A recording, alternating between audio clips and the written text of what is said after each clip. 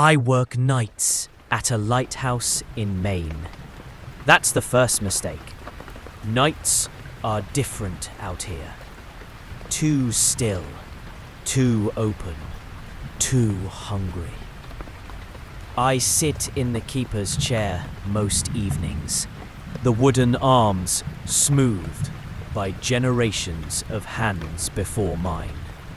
The room always smells of old salt, kerosene, and damp rope.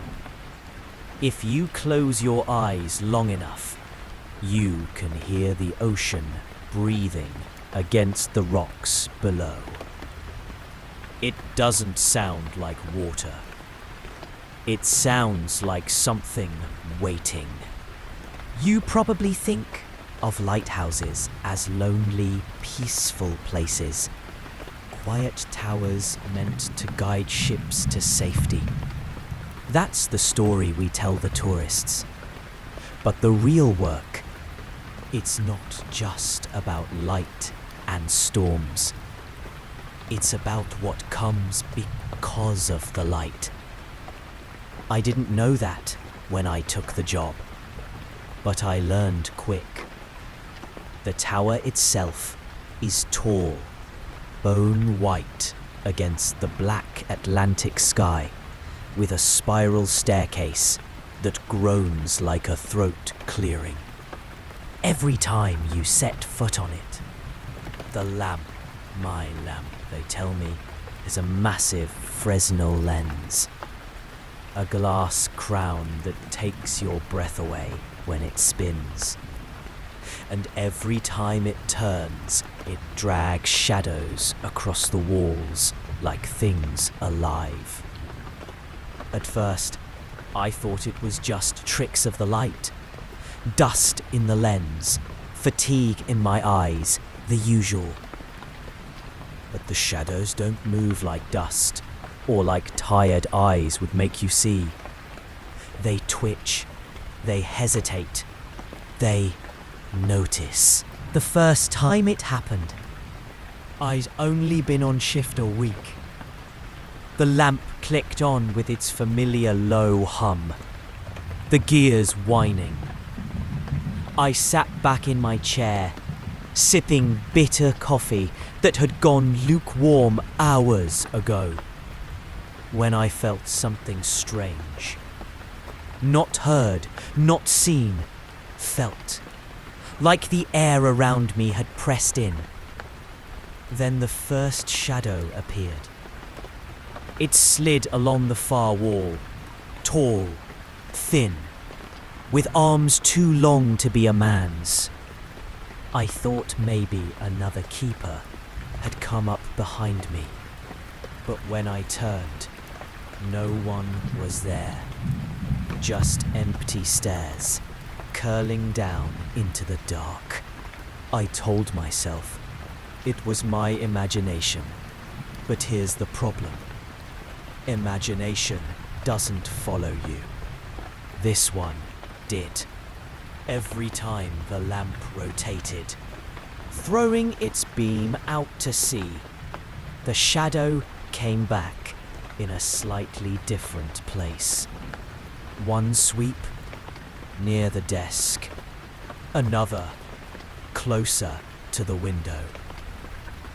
Another, standing just a few feet from me, its head tilted like it was curious. Have you ever tried not looking at something, knowing it's right there? My skin crawled with the effort. I forced myself to keep my eyes on the lamp, on the steady sweep of light across black water. But every turn of that beam, every scrape of the gears, I knew it would bring the shadow closer. I thought about calling the head keeper, Old Man Riley, but he doesn't tolerate superstition. He'd laugh me out of the tower. Sea air makes fools of men, he always says.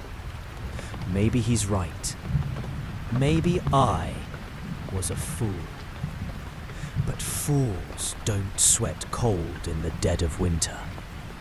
Fools don't sit rigid, counting the seconds between each rotation of the light. And fools don't swear they hear footsteps behind them when the room is empty. That night, I left the lamp early. I shouldn't have. The rules are clear. Never abandon a light while it's on. But I couldn't stay. My heart was hammering so hard, I thought it might rattle the glass itself. I bolted down the spiral stairs, boots clanging, breath ragged, and slammed the iron door at the base shut behind me. The sea air hit me like a slap. Sharp, freezing, real. I stood there gulping it in, staring up at the beam as it swept across the water. It seemed harmless from the outside. Just light. Just a signal for ships. But then, in the corner of my eye, I saw movement on the rocks. Something long and black slid out of the reach of the beam, just as it turned away. By the time the light swept back, the rocks were empty. I didn't sleep that morning. I lay in the keeper's quarters, staring at the ceiling, telling myself I'd imagined it all. The ocean has tricks, and the lamp has tricks, and the mind has tricks. That's what I told myself, but deep down, I knew. Because when I finally closed my eyes, the sound of the lamp's gears kept turning in my head.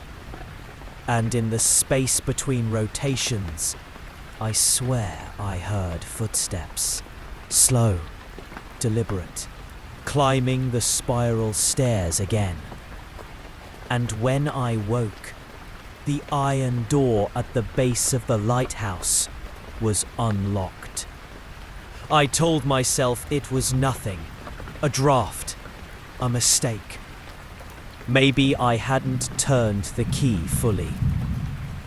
But you don't live in a lighthouse long without learning how heavy those locks are. They stick when you turn them. You know when the door is sealed.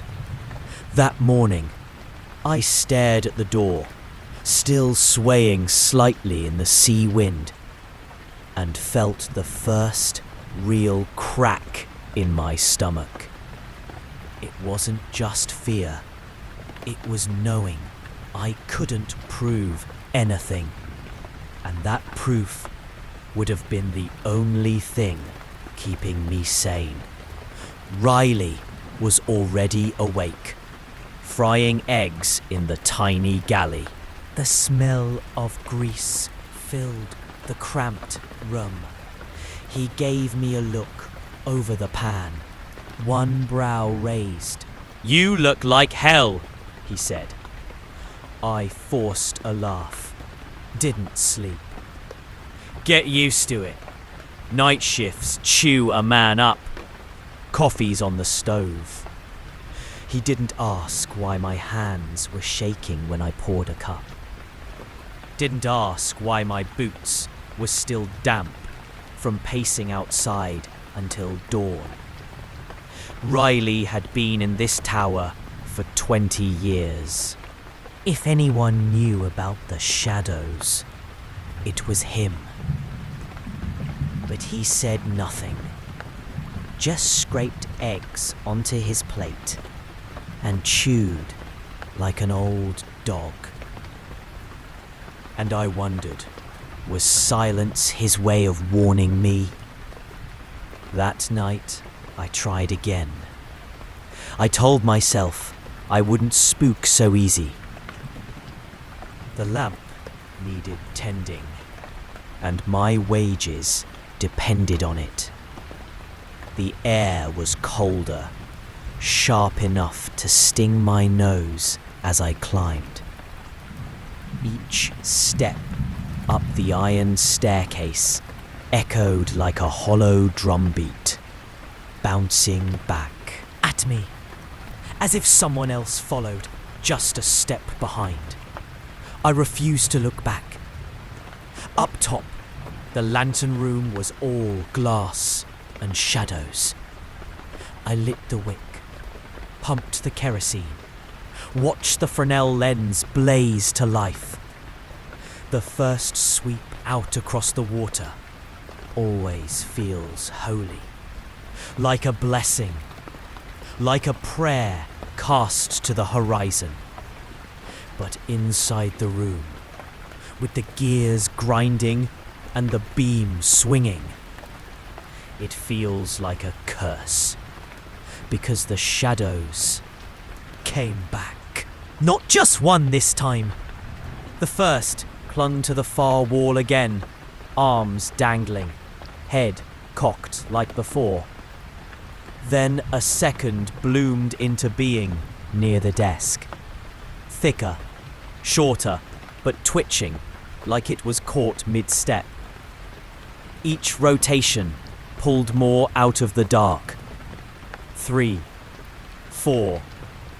By the fifth turn, the whole room felt crowded, though I sat in it, alone. They didn't match my shape. That's what made it unbearable. If they were just tricks, they would mirror me. But these things... One had too many joints. Another seemed bent double, dragging invisible hands across the floor. I tried not to breathe. Tried not to acknowledge.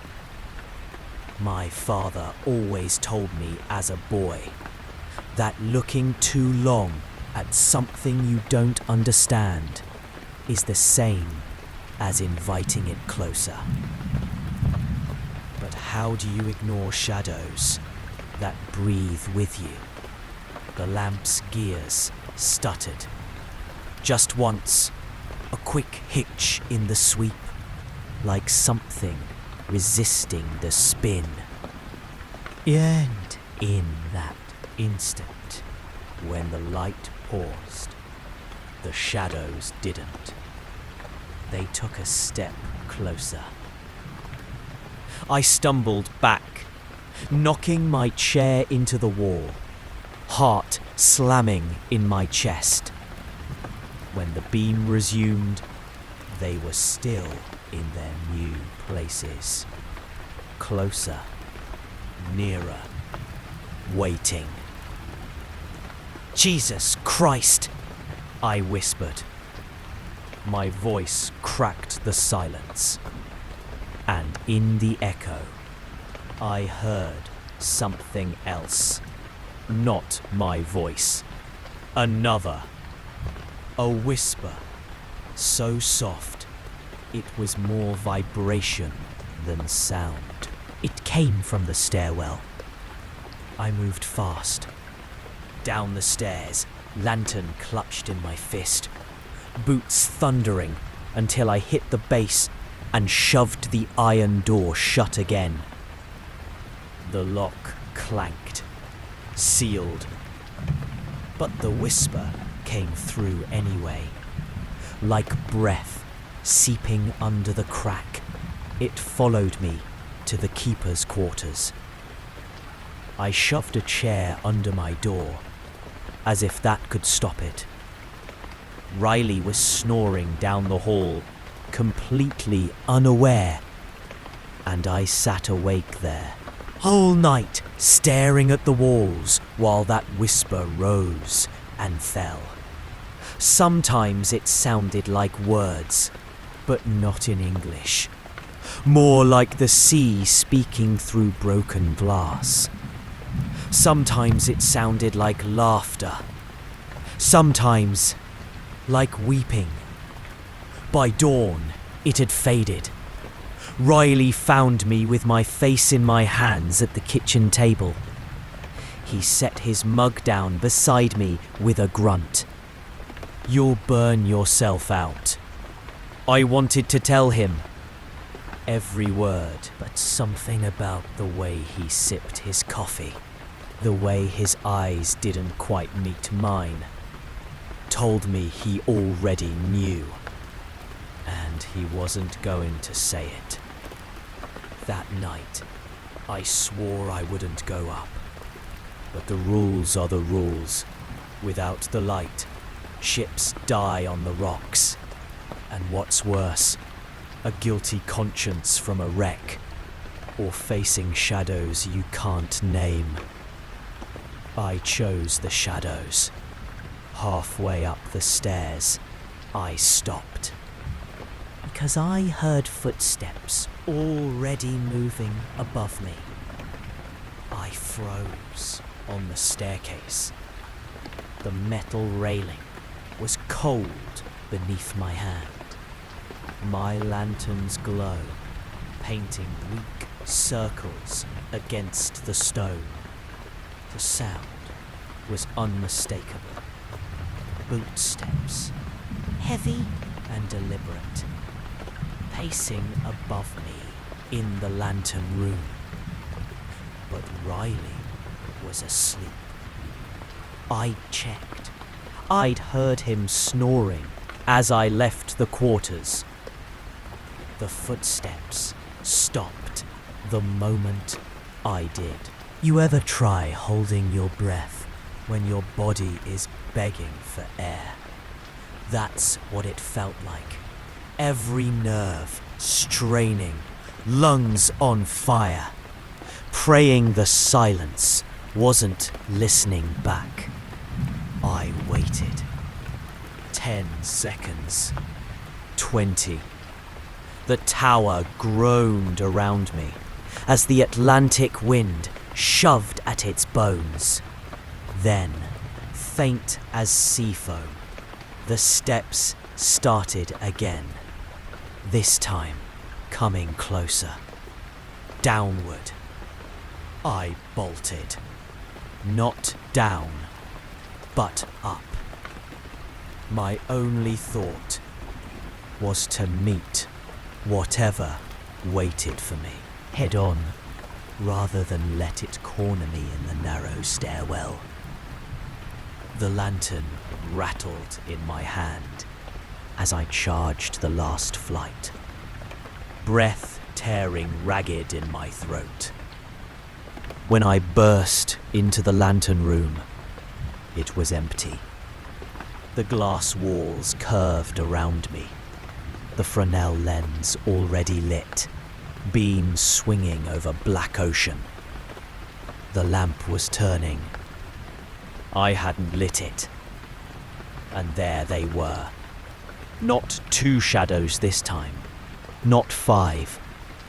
The entire room was crawling with them. Cousins! Thin, tall, crooked, doubled over, crawling across the floor like broken things. Each rotation of the light dragged them into new positions, standing, reaching, crouching. Every sweep felt like a camera shutter, capturing them closer, closer, until I thought I could hear the brush of their fingers against the glass. My throat clenched. I wanted to scream, but the scream stuck behind my teeth. Instead, I stumbled to the controls, hands fumbling with the crank, desperate to stop the lamp. If the light brought them, maybe the dark would banish them. The gears resisted. My palms slicked with sweat on the iron. The mechanism screamed as I forced it. The beam slowed, staggered. Finally it stopped, and the room went black. I didn't even have time to curse. In the sudden dark, I heard movement all around me. Not the shuffle of fabric or the scuff of boots. Wet movement. The sound of things sliding free of walls they had no business being inside. Then, breathing. Right beside my ear. I lit the lantern. The tiny flame flared against the glass. Empty. The lens room was empty. No shadows, no breath, just my own reflection staring back from the glass. But then the whisper came back. Only this time it wasn't from the stairwell. It was inside the glass. The voice rose from the Fresnel itself, warping in the curved crystal like it was trapped in there, circling. The words were muffled, wet, but distinct enough to make my scalp tighten. It was saying my name. Not once, over and over, like a chant. My name, bouncing off the ocean, the glass, the stone walls, until it didn't sound like mine anymore. I staggered back, slamming into the railing, nearly toppling down the stairs. My lantern almost went out. I held it close, shaking, whispering to myself, "You're tired. You're hearing things. You're tired." But the voice didn't stop. It laughed. Not high, not loud, but low. A bubbling sound, like water spilling over rocks. And then the light snapped back on. The lamp had restarted itself. Gears grinding. Beam sweeping the ocean once more. Only I hadn't touched it. The first sweep lit the room, and the shadows returned. So many, I couldn't count them. They stood in rows this time, like they were waiting for something. Their heads all tilted at the same angle. Their arms all hanging the same way. And on the second sweep, one of them didn't reset with the rest. It stayed, still, frozen, just a few feet from me. I stared at it, chest heaving, the smell of burning kerosene sharp in my nose. The shadow was taller than the others, its limbs thin, drawn out, trembling as if it could barely hold itself upright. It had no face, but I knew it was watching me. The beam swept again. The others shifted, but it didn't. It only leaned closer. Another sweep. Closer still. I stumbled down the stairs without thinking. The iron rang beneath my boots. The shadows crawling along the walls as the light followed me downward. The whole way, I knew that tall one was keeping pace, waiting for the lamp to spin again. I made it to the bottom, slammed the iron door, turned the key. But this time, it didn't hold. The door trembled, as though something on the other side pressed against it. A slow push, a patient test. And then the whisper seeped through the keyhole. "Let me in." The words came through the iron as if the keyhole itself had grown lips. "Let me in." I stumbled back across the stone floor, the lantern clutched in front of me like it could burn away sound. My heart was hammering so violently that I thought it might drown out the whisper, but no. The voice was steady, soft, patient. Let me in. It was wrong, the way it said it. Not pleading, not demanding. Just waiting, as if it already knew the answer. I didn't move for a long time. Every muscle locked, my throat bone dry. The lamp's gears groaned above me, the steady sweep continuing, dragging shadows down the spiral stairs, one by one in jagged slices of movement. When the whisper faded, I didn't feel relief. I felt watched. By morning, I was useless. Riley found me at the kitchen table again, eyes red, knuckles white around my mug. He barely looked at me, just poured his own coffee, sat across, chewed his bread. Finally, I broke. Do you hear it too? He froze, halfway through a bite. His jaw worked slowly. His eyes flicked to mine, then away. Hear what? The voices, I said, too fast. The shadows. Don't tell me you don't know. Don't. His hand slammed the table, rattling the mugs. His eyes were sharp, sudden, and full of something worse than anger. Pity. You'll do your job, he said quietly, and you'll stop talking like that. He stood, pushed away his chair, and left without another word. I sat there, breath shaking in my chest, and knew he had heard them. Maybe he always had. Maybe he was just better at ignoring them. But how do you ignore something that knows your name? That night, I dragged my feet up the stairs. Every step was lead.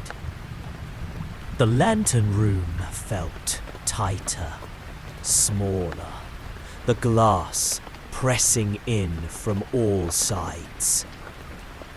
I lit the wick. The beam turned, and the shadows came.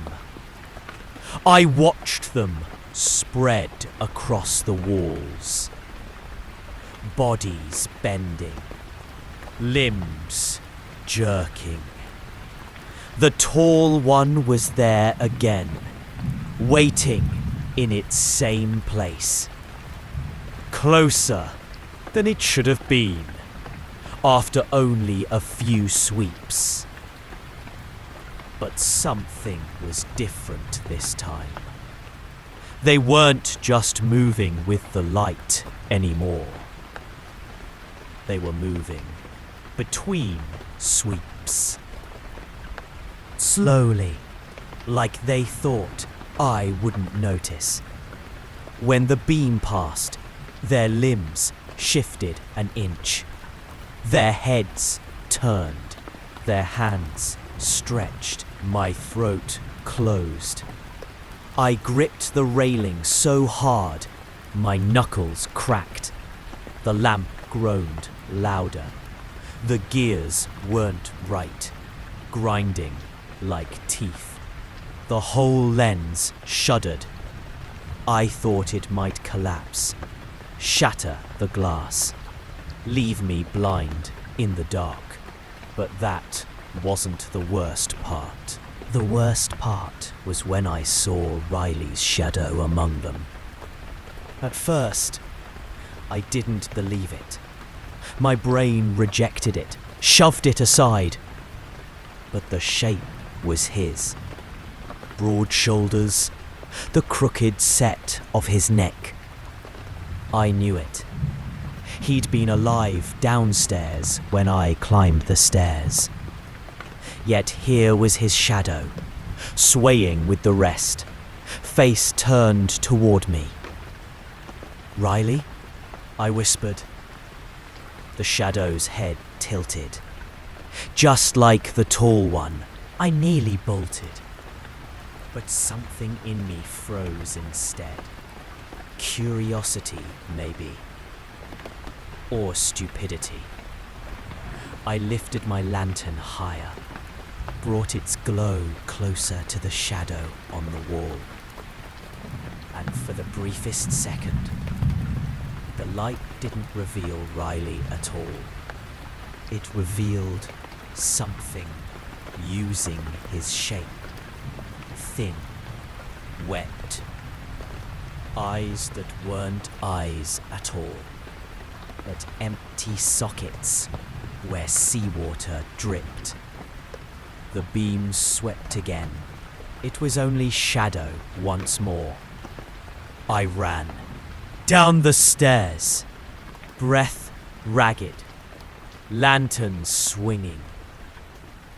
The shadows chased me in pieces with every sweep. Closer each time. Jerking from wall to wall. When I reached the base, I slammed the iron door again. Only this time, I braced it with my whole body, shoulder to the metal, waiting for that pressure to return. And it did. Something leaned on the other side. Not shoving, not clawing, just leaning, testing, and then, clear as day, Riley's voice whispered through the keyhole. "Let me in." I staggered back from the door like it had burned me. That wasn't possible. I'd left Riley in his bunk, snoring. I knew I had. But the voice, the rhythm, the weight of it was his. "Riley?" I croaked, though I didn't want the answer. The keyhole stayed dark, the whisper curling out again, soft as kelp brushing stone. "Let me in." My skin prickled from scalp to ankles. Every instinct screamed to run. But where? The lighthouse is a cage. Stone walls, narrow halls. Only the door and the sea beyond. And the sea isn't an escape. It's another grave. The whisper fell silent, and the quiet was worse. When dawn broke, I crept to Riley's quarters. My hand shook on the latch. He was inside, back to me, shoulders rising and falling in sleep. His boots sat by the bed, damp with sea air. His breath rasped, steady, alive. I didn't wake him.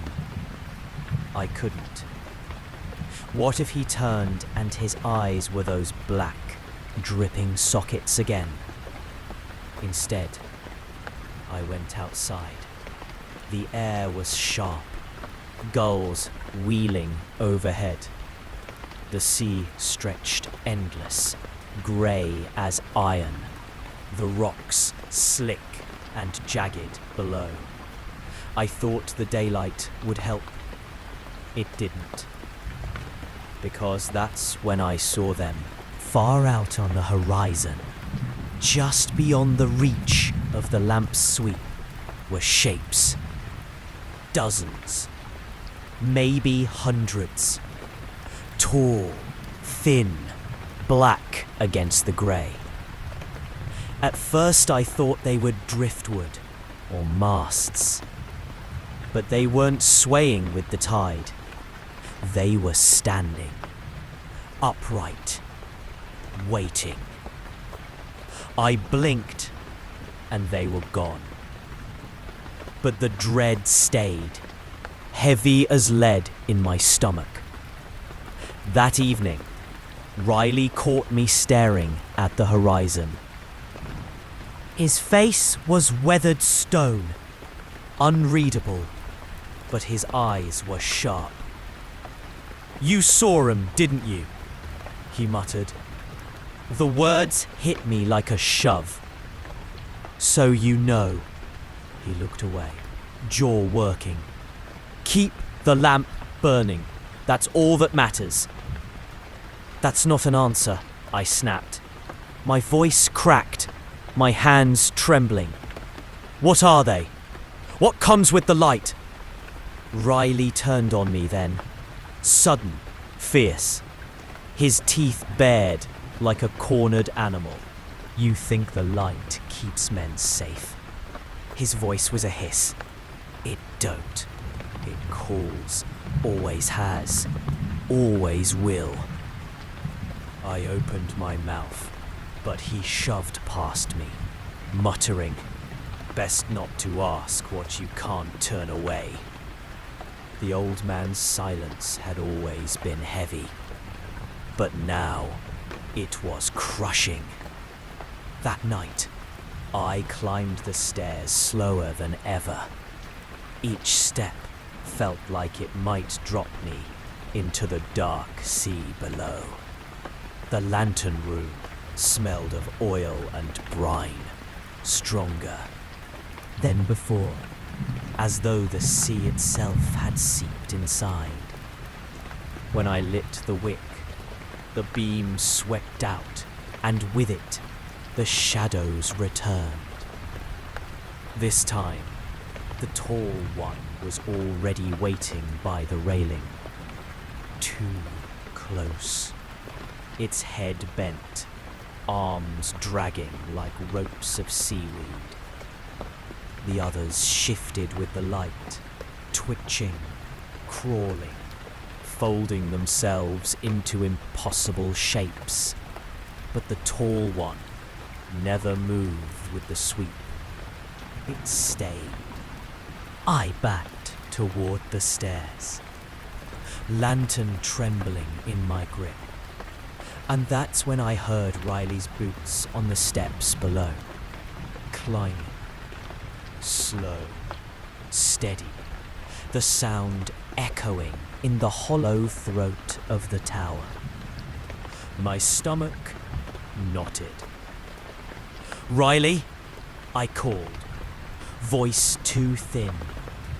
The boots stopped. Then, "Let me in." Not shouted, not even raised. Just whispered, curling up the stairwell like smoke. The shadows on the walls jerked closer all at once. Hands reaching, necks twisting. One pressed its palm flat against the glass, black fingers splayed wide. I stumbled back into the lantern room, the railing at my spine, nowhere left to go. The boots started again, louder, closer, one step at a time, slow and steady, like whoever it was knew I had no way out. And the tall shadow leaned so close, its faceless head brushed the edge of my lantern's glow. I nearly dropped the flame. The boots stopped just outside the door to the lantern room. The metal latch rattled once, twice, then stilled. I couldn't breathe. The door creaked open. The lantern room door creaked open an inch. Just enough for the dark to bleed in. I lifted my lantern toward it. My hand trembling so bad, the flame guttered. The shadows around me shivered in time with it, as though they could smell weakness. "Riley?" My voice cracked. No answer. The door eased open another inch, the hinges whining. And in that narrow gap, I saw it. A hand, pale, dripping. Fingers too long, curling around the iron frame, like sea worms stretching for light. I staggered back, hitting the lens pedestal. The flame in my lantern flared, then dimmed. The tall shadow leaned closer, the whole room tightening with its presence. Then the hand slipped away. The door swung shut. The silence that followed was worse than any whisper. By morning, I had no voice left. Riley found me hunched at the kitchen table again, my eyes red, my jaw clenched so hard it hurt. He said nothing, just sat, poured coffee, and ate. Finally, I snapped. "You came to the lantern last night." He didn't look up. I didn't. I saw you. My hand slammed the table hard enough to rattle his mug. "I heard your boots." You whispered through the door. Riley's eyes flicked to mine then, dark and wet as tar. Boy, if you heard me whisper, then it wasn't me. The words sucked the air out of the room. I felt smaller than a child under that stare. And before I could press, before I could scream at him to tell me the truth, he stood and walked away. The silence left in his wake was a sentence. That night, I didn't want to climb. My body rebelled, my bones aching like they break with each step. But the rules are the rules, and the sea doesn't care for fear. The lantern flared to life. The sweep began. And this time, I didn't see just shadows. I saw faces. Not whole, not clear, but in the bends of the glass, in the curves of the light, features pressed against the surface. Mouths open in silent screams, eyes wide, staring. Dozens of faces sliding across the lens, trapped inside it, like flies in amber. The shadows on the walls bent lower, closer, their shapes rippling, like fabric in a wind I couldn't feel. One of the faces in the glass turned, not in rhythm with the lens, not in sync with the sweep. It turned of its own accord and looked at me. My heart stopped. I swear it did, because it was my face. Paler, warped, hollow-eyed, but mine. And its lips, moved in time with the whisper that curled through the room. Let me in. I backed toward the stairs, lantern shaking, bile rising in my throat. The shadows twitched, bodies jerking toward me, one sweep at a time. Then the lens cracked. A thin line split across the glass, a sound sharp as bone snapping.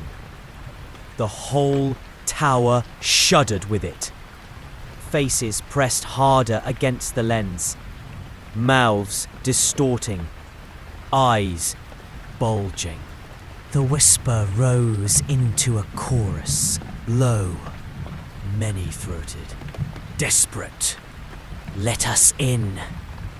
The tall shadow reached the edge of the lantern's glow, its arms unfolding wider, longer, filling the room like black water. I stumbled onto the stairwell, boots clanging, and felt the tower sway. Halfway down, the air shifted. Thick, heavy, like the sea itself had forced its way inside. The smell of salt was choking, sharp in my nose and throat. I could taste it on my tongue. And below, at the base of the stairwell, I saw water seeping under the iron door. Not rainwater, not a leak. The sea, rising inside the tower. I froze, caught between the shadows above and the drowning tide below. And then I heard Riley's voice again. Not from below, not from above, from inside the walls. Run all you want, the light brings them.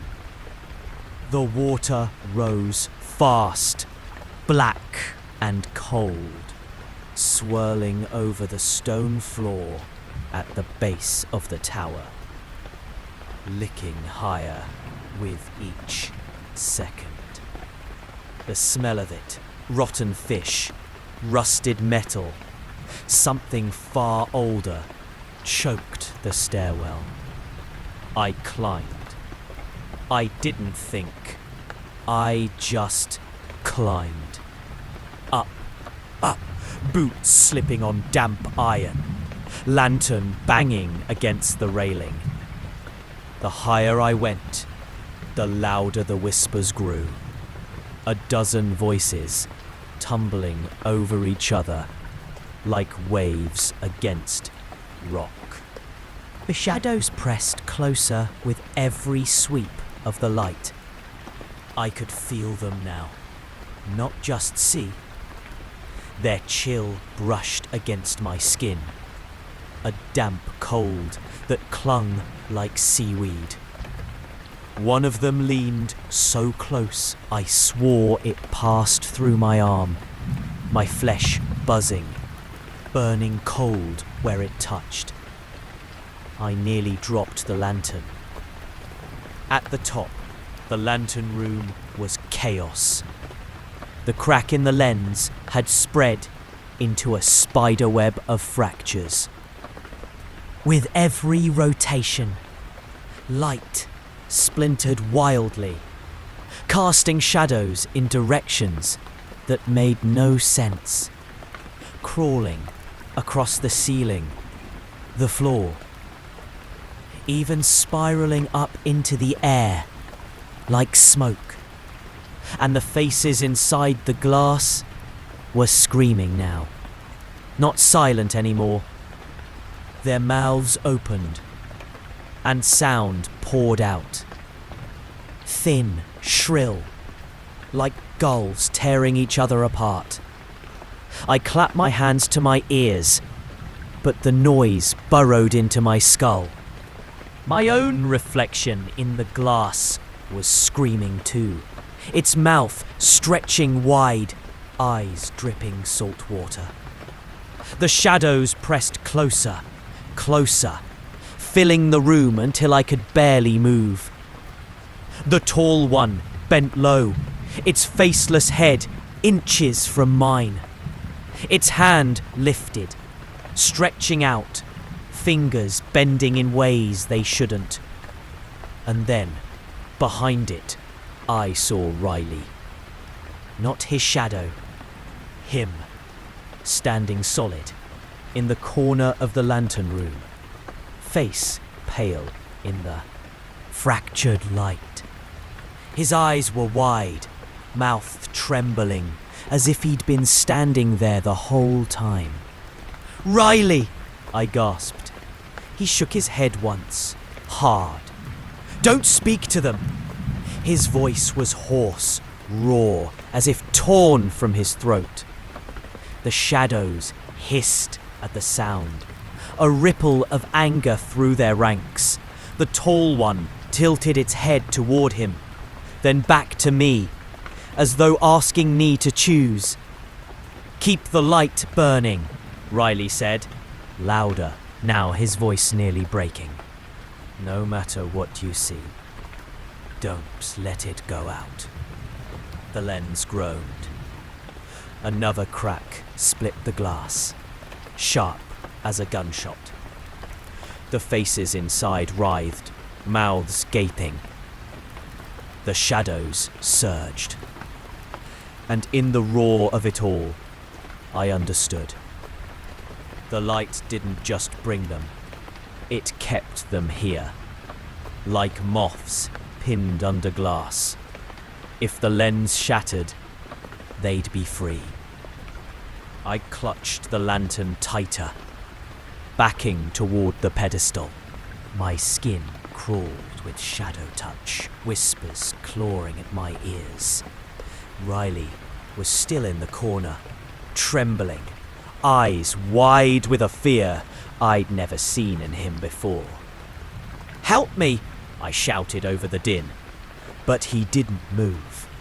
His lips quivered, his fists clenched, and then he whispered, almost too soft to hear, "I told you not to ask." The tall shadow lunged. I threw the lantern. It hit the base of the Fresnel lens, flames bursting across. The pedestal. Fire roared. Kerosene catching instantly. The heat slammed into me, the shadows writhing back in fury. The faces in the glass screamed louder, a shriek that shook the stone itself. For a moment, it worked. The shadows recoiled, clawing at the walls, twisting into themselves. The tall one staggered, its limbs folding, its faceless head thrown back as if in pain. But then, the fire licked higher. The cracked glass glowed red. The heat spread through the lens, and I realized, too late, what I'd done. The lens wasn't resisting anymore. It was breaking. Cracks shot through it like lightning. A roar filled the tower. Not just voices now, but the sea itself. A tidal howl that rattled my bones. The glass bulged outward, as though something inside was forcing its way free. Riley screamed, a raw human sound, and dove for the stairs. I didn't move. I couldn't. My body locked as the lens burst apart, shards flying like shrapnel. The room filled with light and shadow all at once. A blinding, suffocating wave that swallowed everything. And then, through the fire, through the ruin, Through the light that burned like the sun, I saw them. The shadows weren't shadows anymore. They were bodies, wet, twisted, crawling out of the broken glass, their mouths opening in unison as they whispered, louder than ever. Let us in. They poured out of the broken glass like a tide of ink. Bodies, not shadows anymore, long and dripping, flesh hanging loose like kelp torn from rocks. Their limbs cracked as they unfolded, their sockets weeping seawater that hit the stone with hisses and splashes. The lantern room filled with them. Too many to count, too many to fight. Their whispers shook the air. Let us in! Let us in! Let us in! I stumbled back against the railing, the heat from the fire searing my skin, smoke stinging my eyes.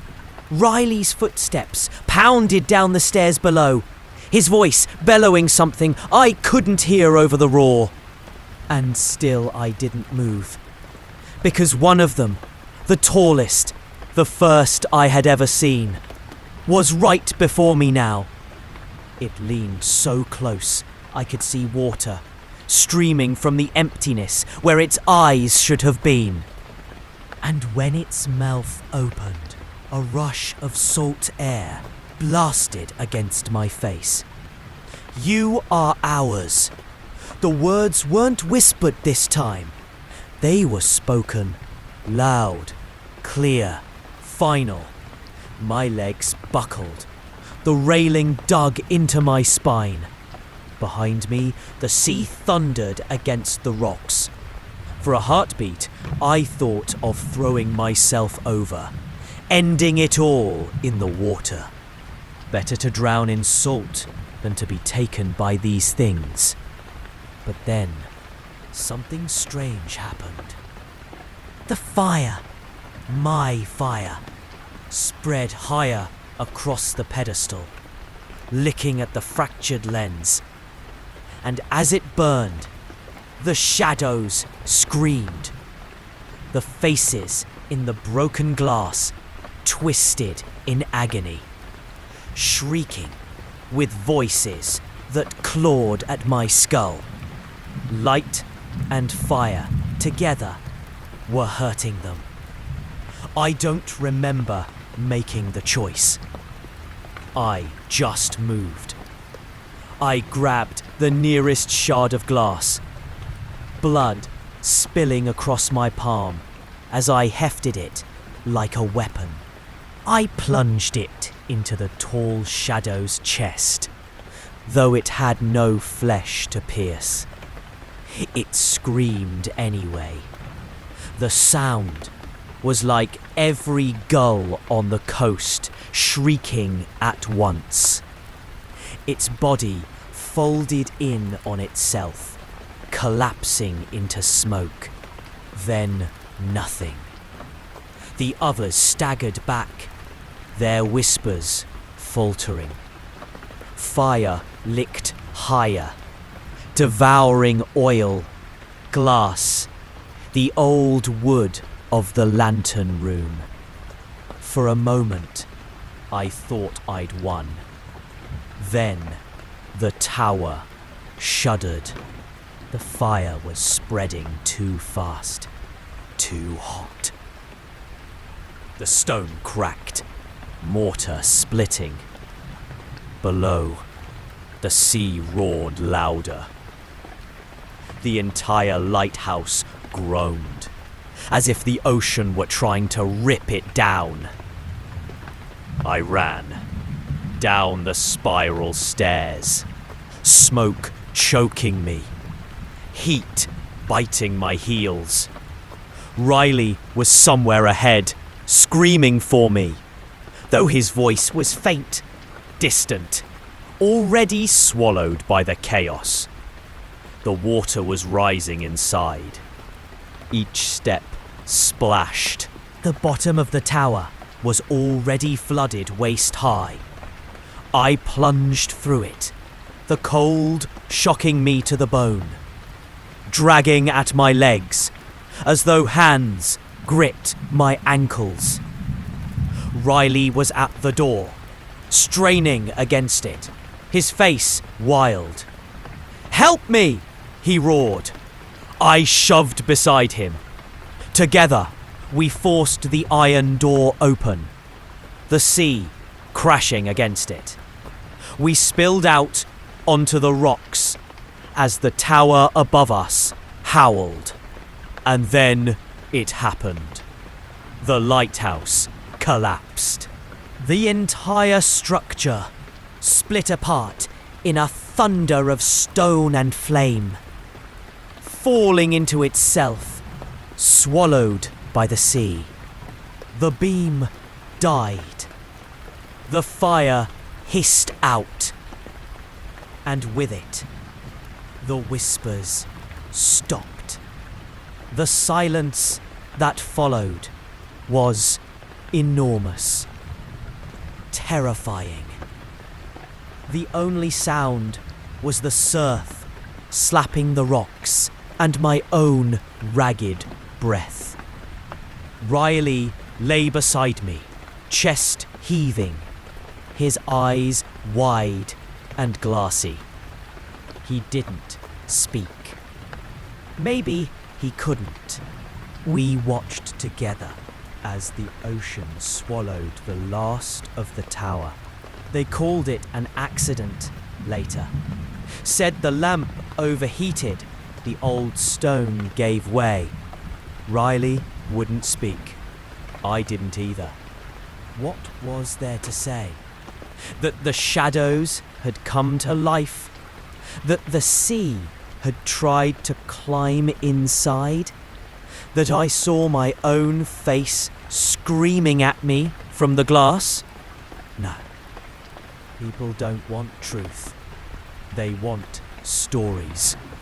And yet, when I close my eyes at night, I still see them, standing in rows on the horizon, waiting, patient, silent, because the light didn't destroy them, it only set them free.